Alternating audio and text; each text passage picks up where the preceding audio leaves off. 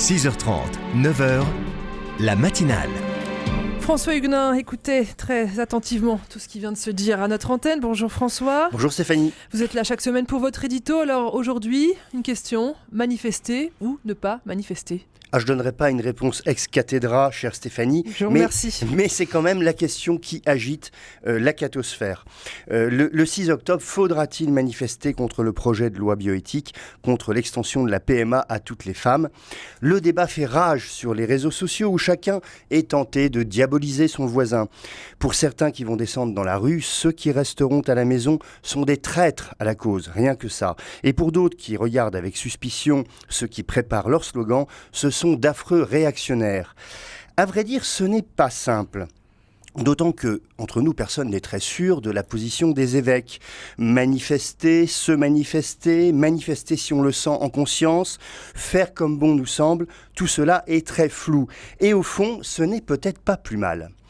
En effet, chère Stéphanie, voudrions-nous, au fond, que nos évêques nous livrent une injonction du genre « allez manifester » ou « restez chez vous ». Franchement, nous le prendrions très mal, surtout si, en fin de compte, leurs paroles n'allaient pas tout à fait dans notre sens. Sur le fond de cette histoire, c'est clair, l'Église catholique est clairement contre l'extension de la PMA. Le risque psychique pour les enfants sans père est considérable. Le droit à l'enfant est une prise de possession des adultes envers les plus faibles d'entre nous, qui est insupportable. Et la banalisation de la technique au cœur de l'intime est franchement désolante.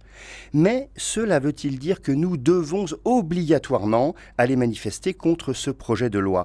Nous avons quand même le souvenir un peu amer que la mobilisation exceptionnelle pourtant de la Manif pour tous n'a pas pu empêcher la loi d'aboutir. Faut-il vraiment demander aujourd'hui aux catholiques de manifester comme un seul homme au risque d'avoir dans la rue cette fois-ci un nombre plus réduit de personnes qui pourraient être assimilées à tort au nombre de catholiques dans notre pays ? Je vous pose la question.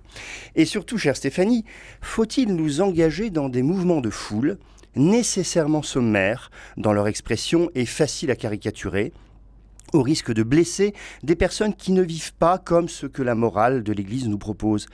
N'y a-t-il pas d'autre manière d'alerter sur le danger réel de ces lois, en parlant à son voisin, à son collègue de travail, en causant à la radio par exemple, et surtout, je crois, en évitant de faire la morale à nos contemporains qui ne seront attirés vers le Christ que s'ils nous sentent dépourvus de jugement à leur égard, comme le Christ vis-à-vis de chacun et chacune d'entre nous. Et c'était l'édito du jour signé François Huguenin. Merci beaucoup, on vous retrouve la semaine prochaine et on peut le relire sur rcf.fr. On le retrouve même en vidéo sur notre chaîne YouTube.